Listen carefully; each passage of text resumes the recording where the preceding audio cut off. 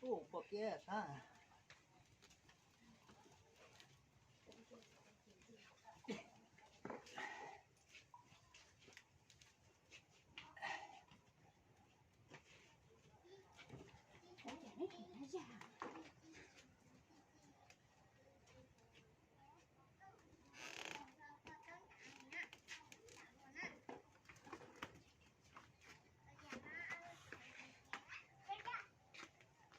Ê.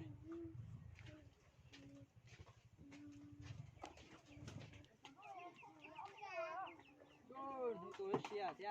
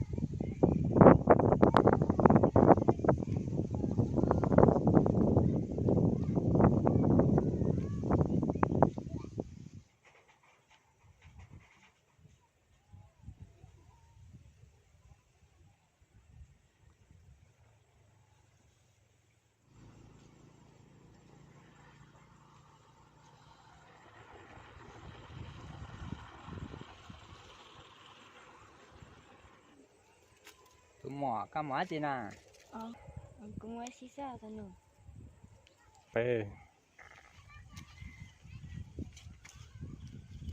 Tụi mỏ ta cho. Có thấy chưa? Tao lúc đây hơi chán á. Cứ lúc đây hơi biển à. Đi xe tao có. Cóผมมาsátตรงนี้ Đúng mà. อันนี้กูท้าเขาsátตรงอย่า Sao cả. ผมก็ตัวกูซอ Chuẩn bị chỉ rào xà y chua y xà ó. tao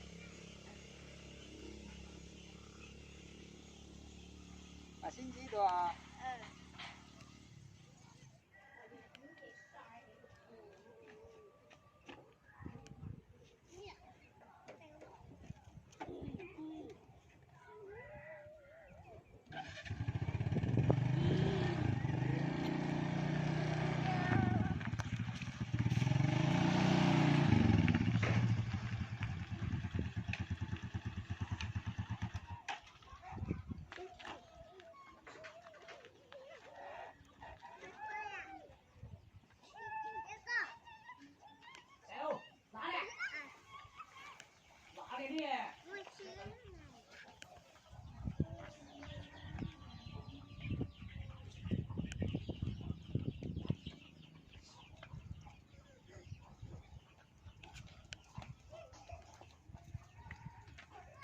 hai biết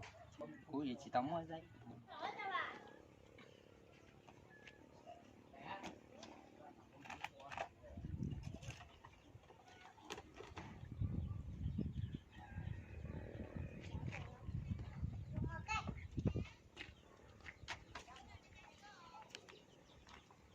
Anh gà có mát chưa?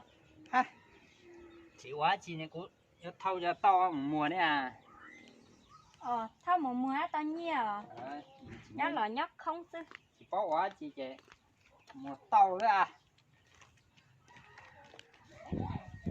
nè xong à nè xong nè cũng một cọng mà xe à một cô kỹ nó cọng mà xe tàu mới chả cũng một tàu đó không đẹp quá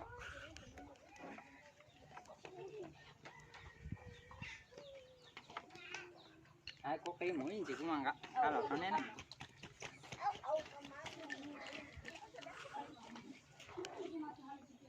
mấy người chạy coi lúc gì đâu đi à mấy mấy này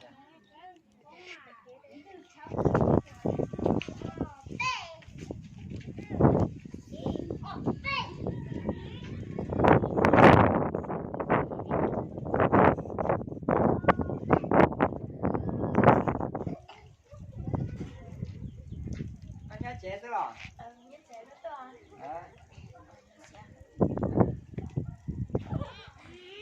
em cái nhớ là cái tổ của nó thằng tôi có giờ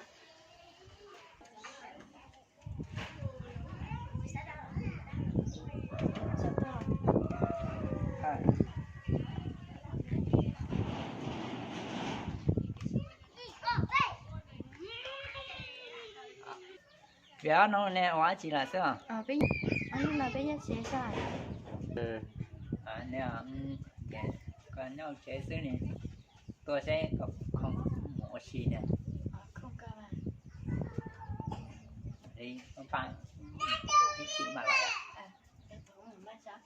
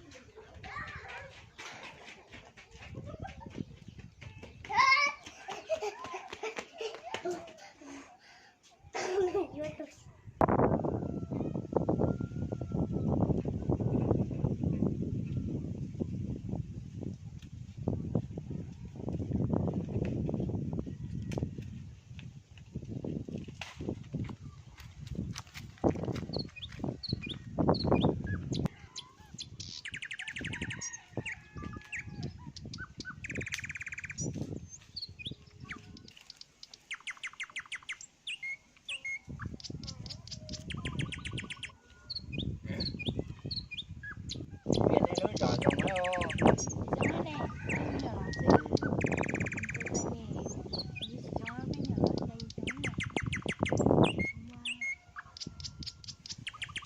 biết đấy nhóc con này đã chờ tìm mất tìm đâu nè của trả lời à bây giờ là sư bây giờ có tế bây giờ chỉ nó nè đấy nè là chờ trong lò bây giờ là nó bị chúng ta Lê ước mình đe ước mình trẻ như chả trẻ thì tôi hành trẻ mỏ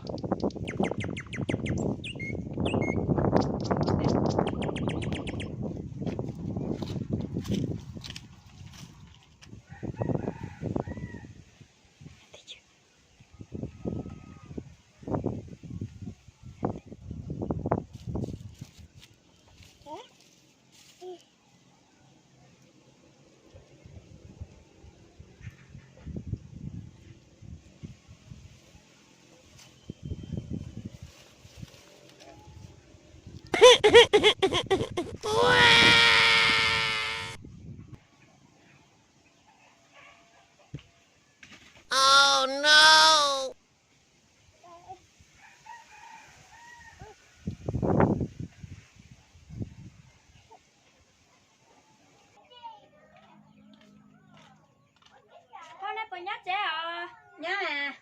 là trẻ à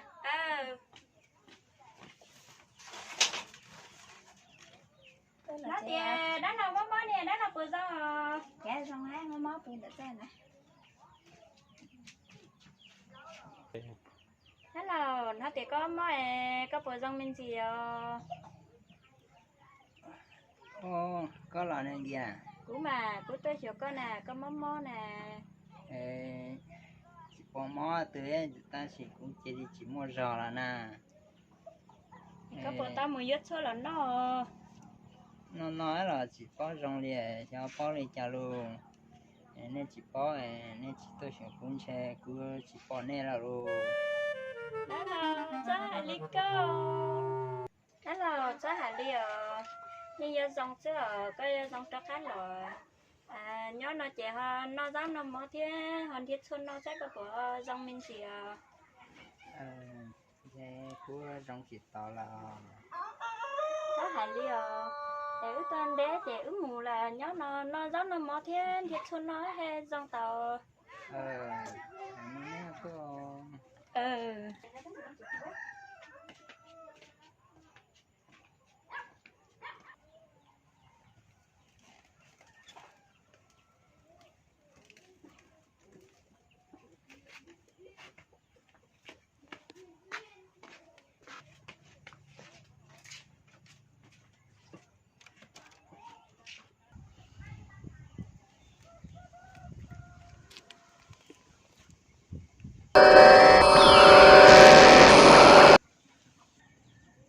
con kể như xe thì chả có tôi sắp quay lên mà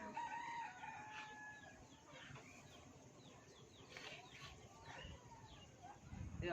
cũng tụi chú cháu trẻ cũng xe cái con nó thế sốt sao cho cái từ lúc cho có chè lò chỉ cho quế nó của mình nữa cơ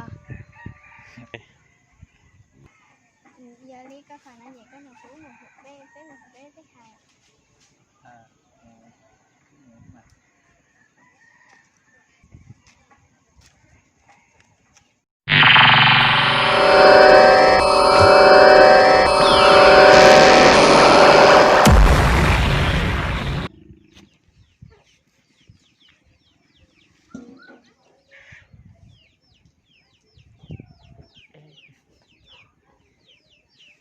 Không